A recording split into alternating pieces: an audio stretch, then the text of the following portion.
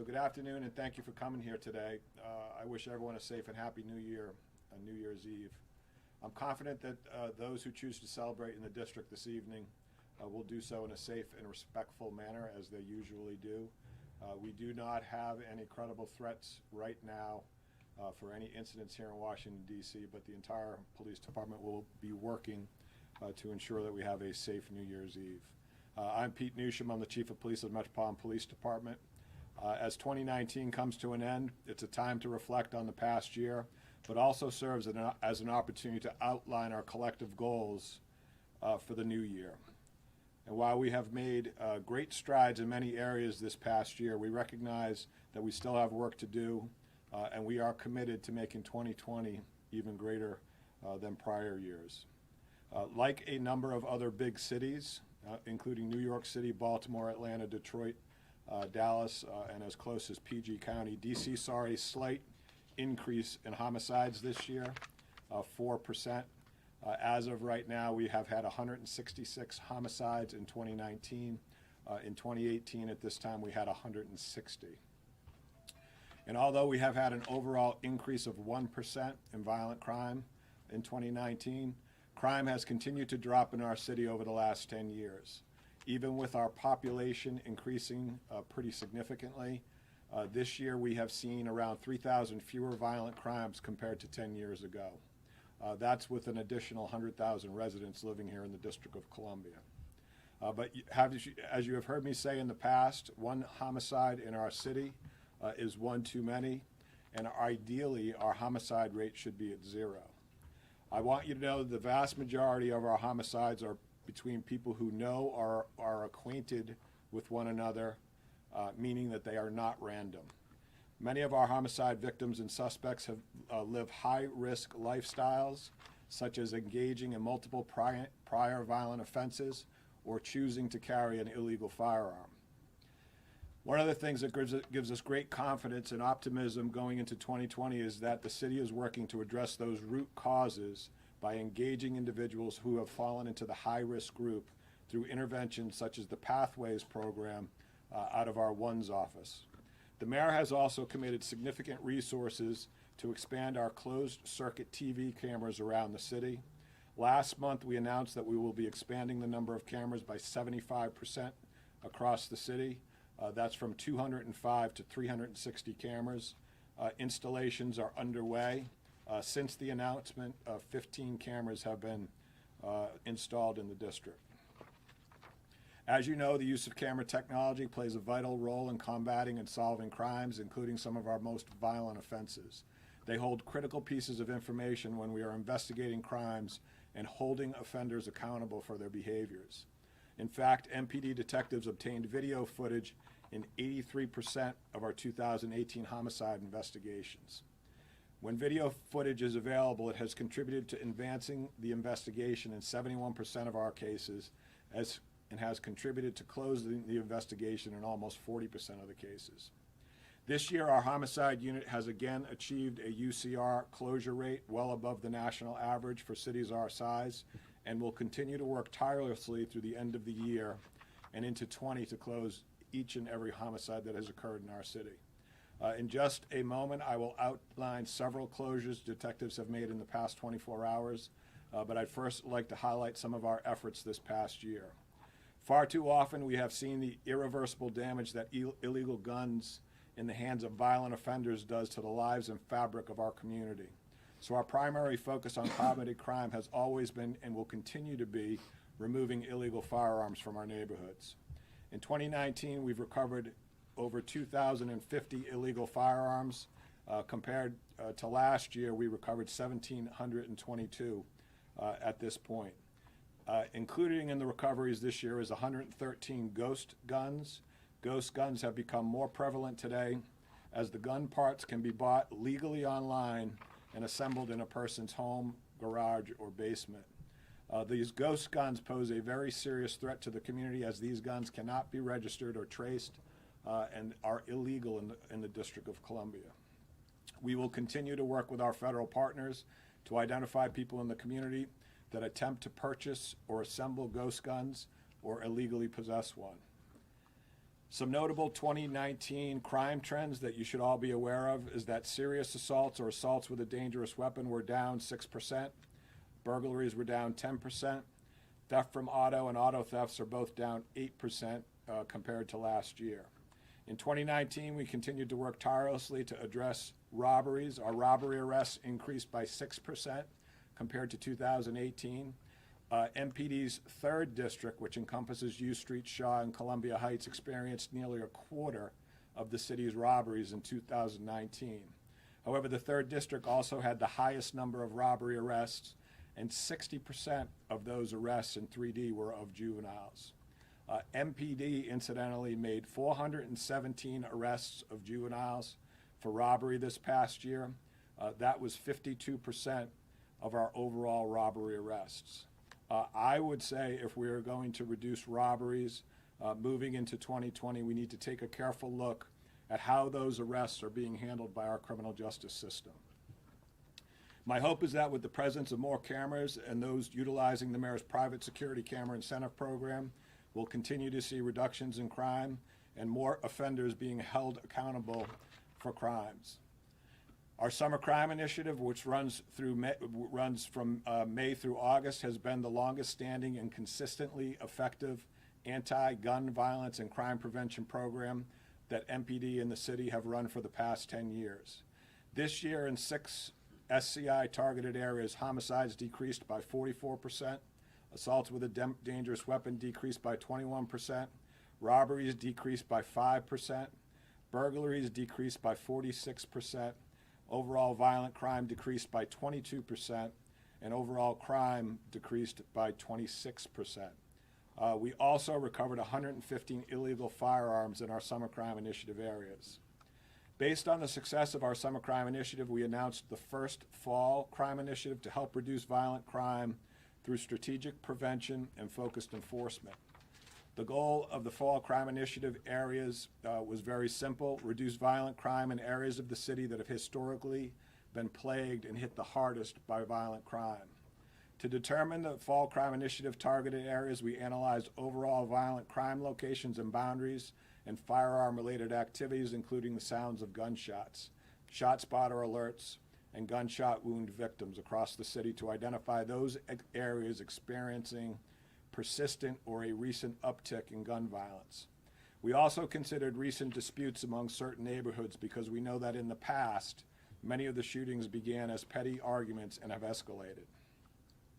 From October 14th to December 10th in our fall crime initiative targeted areas, we saw property crime decrease by 22% and overall violent crime decrease by 3%.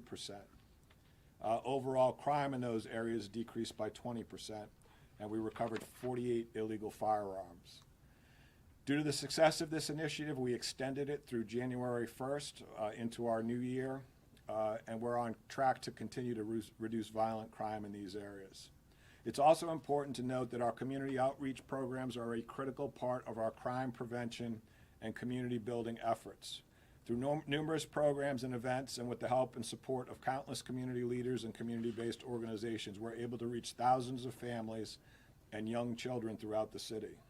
In 2019, MPD held over 340 community events, which include our Beat the Streets, our National Night Out, our Coffee with a Cop, our Halloween Safe Havens, preparing and delivering Thanksgiving food baskets for families, as well as our annual Shop with a Cop and Heroes and Helpers events where we shop with children from throughout our city. We've taken numerous children and young adults on field trips to museums, monuments, and had them tour MPD facilities. We've also hosted movie nights, art projects, and numerous community meetings. Our side-by-side band performed over 150 times this year at various elementary schools and local community events hosted by MPD. Through the continuation of the Officer Friendly program, MPD's School Resource Division has presented 64 safety lessons to our youngest community members in our elementary schools.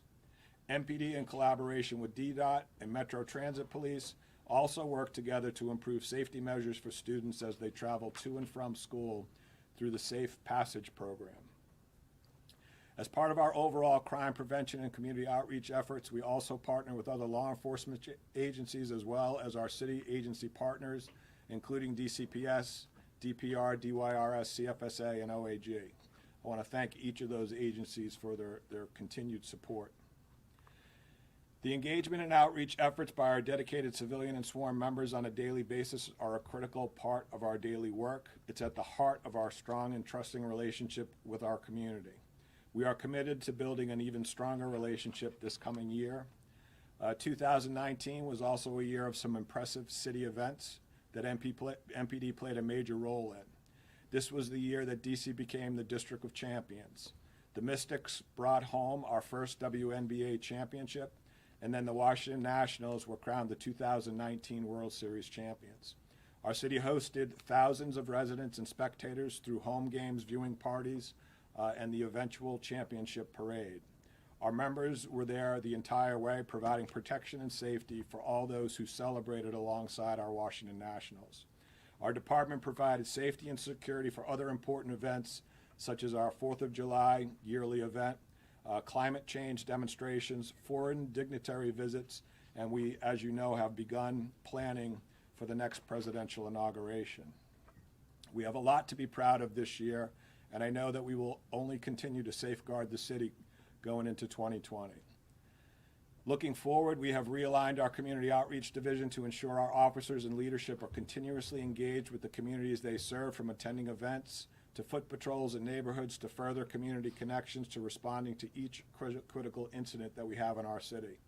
We've made significant investments to ensure that all MPD department employees, sworn and civilian, complete a comprehensive training on DC history and culture, hosted in partnership with the University of the District of Columbia, and a guided tour at the National Museum of African American History and Culture, and tours of DC's historic neighborhoods. Through this training, I believe that all members will have a better understanding of this community that we serve. Thank you to the mayor, who was able to expand our cadet program in order to attract and hire more district residents, so they too have the opportunity to serve our city. As we head into the new year, I believe that we will continue to build on the progress we have made in 2019. We will invest and focus on presence, technology, advancements, and opportunity. I think it's important that I acknowledge the men and women of the Metropolitan Police Department, some standing up here with me today, who work very hard every day to create safer, stronger neighborhoods throughout the District of Columbia. Day in and day out, our sworn and civilian employees and volunteer members of this department work tirelessly to serve and protect this community. I know that there are many others out there who also desire to serve this great community and make a lasting difference in our nation's capital. As I always say when I speak publicly, MPD is hiring. If you are looking to be part of a service profession in our nation's capital, we would be glad to have you. Before I take any questions, I'm also going to update on several ongoing investigations and close by reviewing 4 recent homicide closures that we've had. As you may be aware, detectives from the Metropolitan Police Department's Branch and Internal Affairs Division are investigating a death that occurred in the 4200 block of Barnaby Road Southeast. On Sunday, December 29th, at about 10:43 p.m., armed security guards were securing a vacant building when they came in contact with an armed adult suspect. The security guards were employed by Metropolitan Tactical Elite Protective Services. There was an exchange of gunfire between the suspect and one of the security guards. The suspect fled, and it was initially believed that the suspect had fled the vacant building. MPD arrived and deployed canines to search and secure the building. A suspect was not located at that time. On Monday, December 30th, at about 4:51 p.m., members of the 7th District responded to the same property from a call from that same security company for the report of an unconscious person. When they arrived, they located an adult individual inside the building suffering from gunshot wounds. DC Fire and EMS responded to the scene and determined the victim displayed no signs of life. The decedent was carrying an identification card indicating she was an adult male. However, we have received information through our investigation that the decedent identified as a transgender female.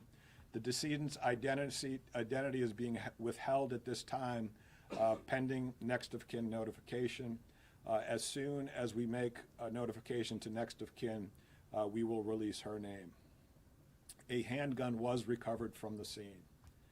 Due to the involvement of a private security guard company, MPD's Internal Affairs Division and Homicide Unit will be conducting a joint investigation.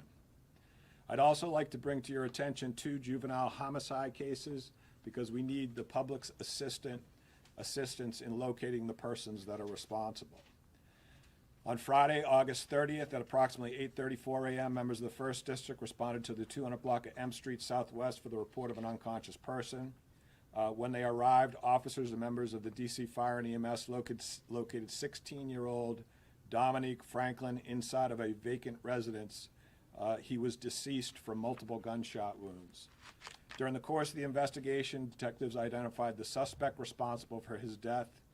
We need the public's help in locating 17-year-old Juwan Simpson. I believe he's pictured on the screen. He's described as a black male with a medium build, approximately 5 foot 8 inches tall, weighing 125 pounds.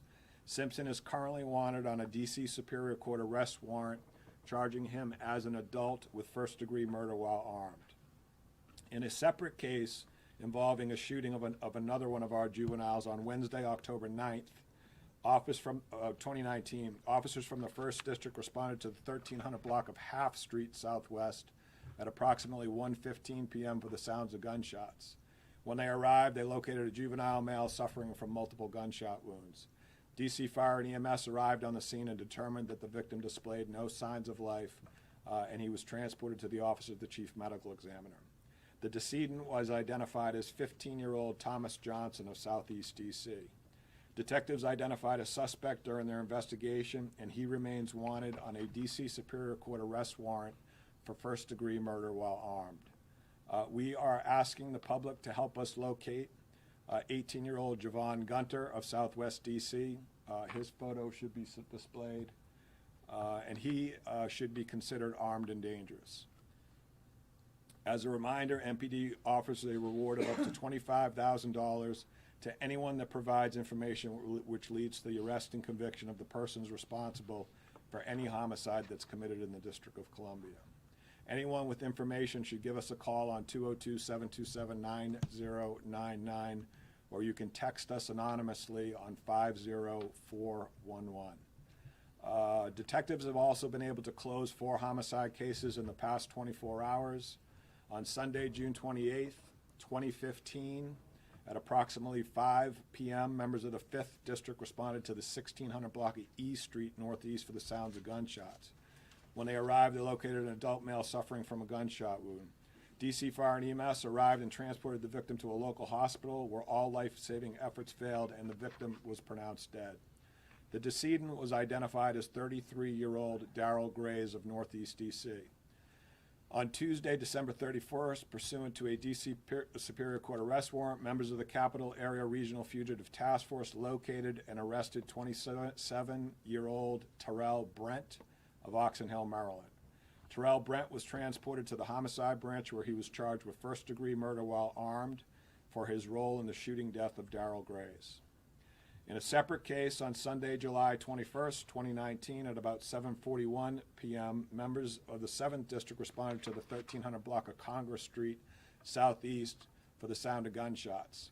When they arrived, officers located an adult male suffering from multiple gunshot wounds. DC Fire and EMS responded to the scene and transported the victim to an area hospital for treatment of life-threatening injuries. After all life-saving efforts failed, the victim was pronounced dead. The decedent was identified as 27-year-old Jamal Bandy of no fixed address. Yesterday, 29-year-old Ramiel Hightower of Arlington, Virginia, was arrested and charged with first-degree murder while armed. This case was brought to closure by Detective James Phillips and other members of MPD's Homicide Unit. As you may recall, on Thursday, December 19th at about 3:58 p.m., members of the 6th District responded to the 3900 block of Minnesota Avenue Northeast for the report of a shooting. When they arrived, they located an adult male suffering from a gunshot wound. DC Fire and EMS responded to the scene and transported the victim to an area hospital for treatment of life-threatening injuries. After all life-saving efforts failed, the victim was pronounced dead. The decedent was identified as 28-year-old Richard Washington of Northeast DC. On Monday, December 30th, pursuant to a D.C. Superior Court arrest warrant, 25-year-old Jerome Alexander of no fixed address was arrested by members of the Capital Area Regional Fugitive Task Force and charged with first-degree murder while armed. This case was brought to closure by Detective Luke French and other members of MPD's Homicide Unit. I don't think I mentioned in that 2015 case it was Detective Jeffrey Weber that was worked on the closure in that case. Lastly, on Friday, December 20th, 2019, at about 11:59 p.m., members of the 6th District responded to the 400 block of 42nd Street Northeast for the sound of gunshots. When they arrived, they located an adult female suffering from apparent gunshot wounds.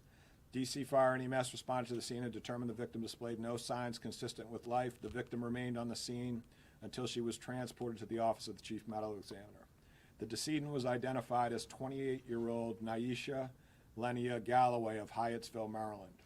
On Monday, December 30th, after further investigation by homicide detectives, 43-year-old Dion Smith of Northeast D.C. was arrested and charged with first-degree murder while armed. You may recognize Dion Smith's name because officers were executing a search warrant at his residence in reference to a gun offense.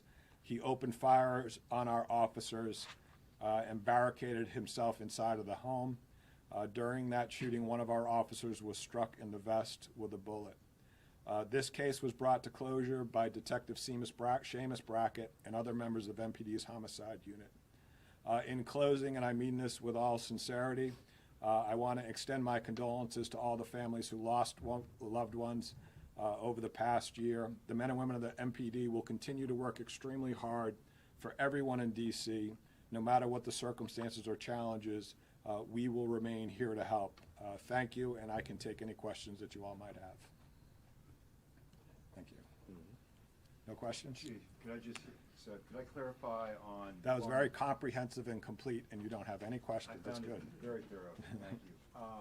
The Barnaby Road, could you clarify the victim that you found on Monday? That's the person who was shot the previous evening by security guards, you believe? That is what we believe at this time through the investigation, yes.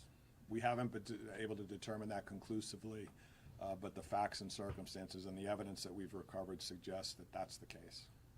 So, Chief, that person was one of the perpetrators of the armed robbery, then it was believed? We believe that the person who we found deceased in the vacant property was the person who was involved in the exchange of gunfire with the security guard. So it's likely that the gunfire from the security guard might have struck the person? That's the theory we are working with right now, yes. Chief, could I ask, did you want to say on that one? I had a separate one. Yes, so could I ask about hate crimes and particularly with regard to places of worship? And I mean, I don't have to tell you what we're seeing around the country. I know Mayor Bowser put out something about that. What have you done as far as communicating with the faith community, and what steps are you taking to ensure that they're safe and feel comfortable? So we have a special liaison unit here at MPD who communicates with our religious communities on a pretty regular basis. And, you know, when we had the incidents that occurred over this past weekend, and as you know, we had an incident at a rabbi's home up in New York City, pretty brutal stabbing incident, and then we had a shooting inside of a Christian church in Texas. Our religious community here in Washington, D.C. understandably becomes a little unsettled by that. And so what we do is and as you know, the mayor called a meeting with some of the religious leaders yesterday. But on MPD's side, we have our special liaison unit and go out and have conversations with our contacts at our religious institutions. We also ensure that we step up special attention.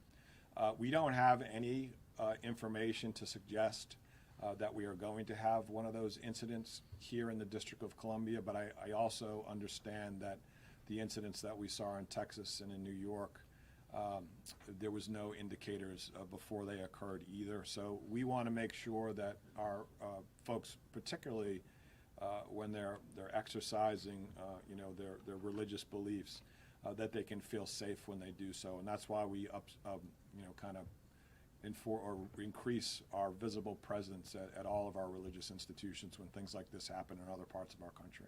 So does that mean people who are going to synagogue and mass and whatnot will see police officers outside, or are you? They should. There should be, you know, I can't guarantee that they will see a police officer, but our entire force is aware of the impact that these incidents in other parts of our country can have on our religious community. I think as human beings, I think we all have a little bit of empathy for folks who ought to be able to go into their religious institutions and practice their faith without fear. Can you give us any kind of data, or where do we stand hate crime wise? We've seen the Washington Post reporting recently on hate crime reporting versus prosecutions. It seems like DC has a lot compared to nationally. We do. I attribute that to actually some of the work that our special liaison unit does and make some of our folks in some of our underserved communities feel more comfortable reporting these types of crimes. Washington, D.C., if you travel the country, is very unique in that regard. We're very diverse. We're very inclusive. With regards to the statistics right now, and I think you know this already, Mark, when we are aggregating information on hate crimes actually go through a process. There has to be a review. If a police officer arrives on the scene and they believe it's a hate crime, they will check that. That case is subsequently reviewed to ensure that it is a hate crime. So for about 30 days back now, when I looked at the stats, we had about a 2% increase in the number of hate crimes that we had in 2018 when we compared it to the same time frame. Two quick follow-ups on that, Chief. One is that Mark may have been referring to the Post today did a little bit of a follow-up on their investigative report back in the summer that the U.S. Attorney's Office appears to be prosecuting a little more of the hate crimes that MPD brings forward to them. Do you have any sense of that, or do you feel that might be because of... I mean, I trust the information. I saw the same article. I trust the information that was out there, and I think that U.S. Attorney Jesse Liu confirmed that that's the case, that they've heard the concerns from the community, and they've stepped up their efforts to prosecute the hate crimes in our city.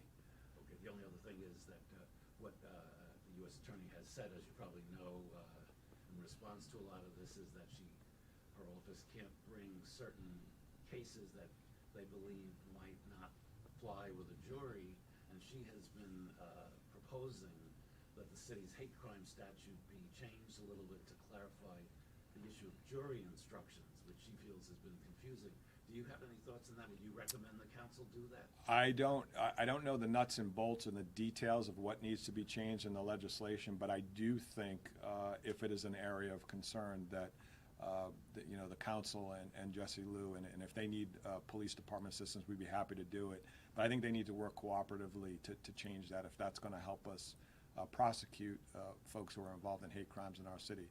I mean, like I was saying about Washington, D.C. a little bit earlier, one of the great things about this city is our diversity and our inclusiveness. I think we should be on the forefront of this issue. There are people who have hate in their hearts. Some of those folks are involved in crimes, and they'll try and disguise that hate. And I think to the extent that we can hold hate crime offenders accountable, we ought to do that. And so I say all that to say is I'm hopeful moving into 2020 that the parties that are involved in deciding whether or not we need to make changes can work cooperatively to ensure that happens. Chief, can you give us any breakdown on the hate crimes? Are they race-based, religious-based? I can get you what we have up to about 30 days ago in fairly decent detail, and so I'll make sure you get that before you go. Could I ask about the Riggs Road murder? Do you have any update or narrative on what happened there or suspects there? We don't have any information on the suspects right now. It's a relatively fresh case, so homicide detectives are working it right now. Unfortunately, it looks like the victim in that case was shot in the lower extremities, and it was the nature of the gunshot wound that resulted in his death, and it may have been caused by a delay in the driver of the vehicle ensuring that person gets medical care. It wasn't initially reported to us that the victim was suffering from that gunshot when we found out a little bit later. I think a police officer was flagged down. So was the car moving when he was shot, or was he shot in one location and then drove to another? There was some movement of the vehicle, and I think you know this already, we did recover a weapon from the scene, so we're still trying to piece that together. You know, I spoke to the mother today, Tariq's mother today, and she, born and raised in D.C., well aware of the violence, but says, and I'm imagine you hear this, you know, she never expected it to be her family that would be impacted like this. What do you say to these mothers? So yeah, it's a good question, Mark. You look at the team of folks that are up here, and we spend a lot of time with the victims of violent crime in our city. And what we tell them all the time is we're doing everything we possibly can to put an end to this violence. And I said this earlier in my talking points that, you know, one homicide, one loss of life is one too many in the District of Columbia. You can see when you meet with folks, I know you had this experience when you met with her yesterday, this is devastating to families, it's devastating to communities. And you know, hats off to these folks standing to my right and left. They spend a lot of time throughout the year to try and prevent things like this from happening. Again, I can't say, like tonight, for example, as many of us will be out celebrating the new year, but men and women at MPD will be out there ensuring that the folks in our community are safe. And then can you address you know, this is the deadliest year in more than a decade, the deadliest year for your watch as chief, for the mayor as mayor of Washington, D.C. What do you tell the public as you end this year with such a high murder rate? I'm very optimistic about the direction that the city is going with. I talked about this a little bit in my talking points. Many of our offenders and actually many of our victims are involved in high-risk lifestyles, which puts them in a position where they could potentially be killed by gunfire. That high-risk lifestyle includes lengthy criminal records, lengthy history of violent offenses, and oftentimes, I think in about 50% of the cases, there's an indication that these people have a history of carrying illegal firearms in our community. So I like the fact that the city is engaged on, particularly the ONES office. I think their Pathways program is really going to pay off for our city.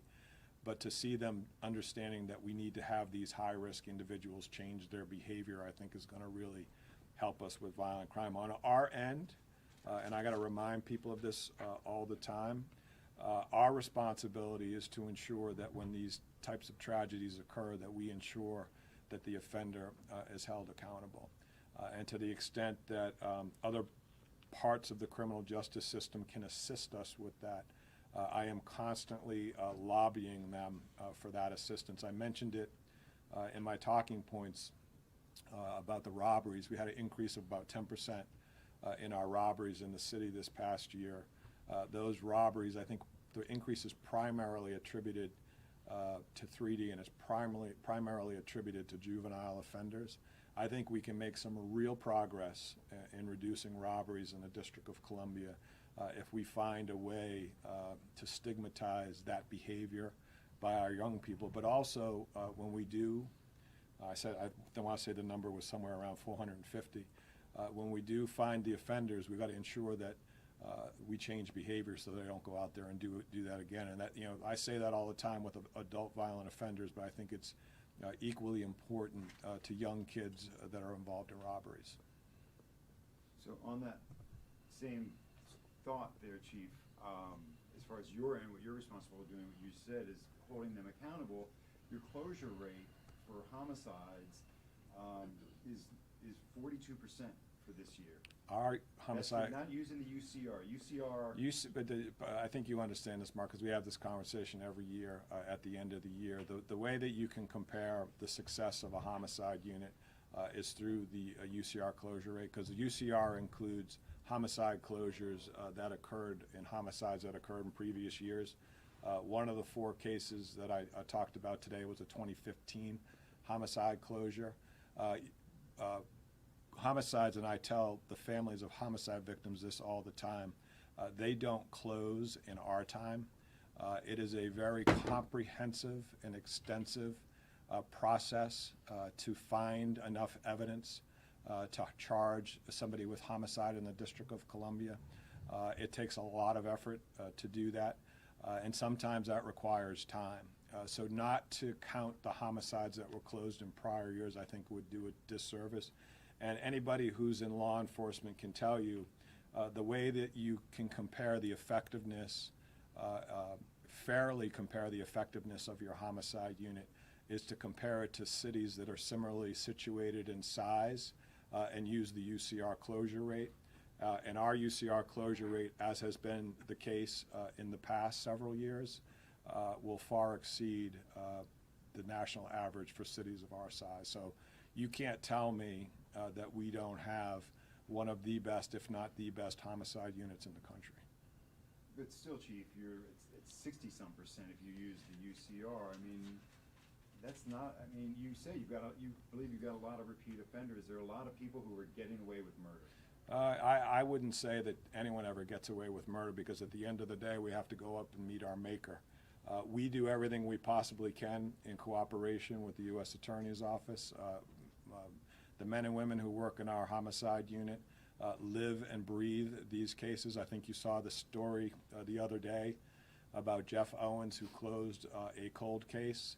This is a homicide detective who every year on the decedent's birthday, or no, I'm sorry, it was every year on the date of the decedent's death, would take a walk with the decedent's mother to discuss the case. That's the type of things that the men and women of the Metropolitan Police Department homicide unit do. And as I said earlier, you cannot tell me that they're not doing everything they possibly can to hold these offenders accountable. So what is the closure rate, do you think? It's not entirely calculated yet. It'll be somewhere in the mid-60s. Yep. Anyone else? And Chief, just as far as New Year's Eve tonight, just your words to the public going out. Happy New Year. Yes. Just one quick, I think you might have addressed this before, but just because you mentioned that a good amount of some of the recent cases involve juveniles, and we know that. We're talking about the robberies, yes. Right, robberies, but there's been some assaults that we've covered that deal with members of the LGBT community being Yes. victims. But the complaint I hear from some of the victims and their supporters is that you never find out what the disposition of the case is. And would MPD support any kind of a change in the statute where they, of course, would not identify the person, the perpetrator, but would at least disclose the disposition? I think that there is, rightfully so, there's very strict guidelines with the release of information regarding juveniles who commit crimes in the district. And one of the reasons that they do that is because they don't want to destroy a person at a very young age and have something that sticks with them for the rest of their life. And you know, in today's day and age, you put something on social media, it stays there forever. And when we make arrests for juveniles or anyone in particular, it's based off of probable cause. There's a whole process that they have to go through before they're actually found guilty. So I do think that the idea of having protections for our juveniles, in particular with regards to the release of information, is important. But I also think that you might be onto something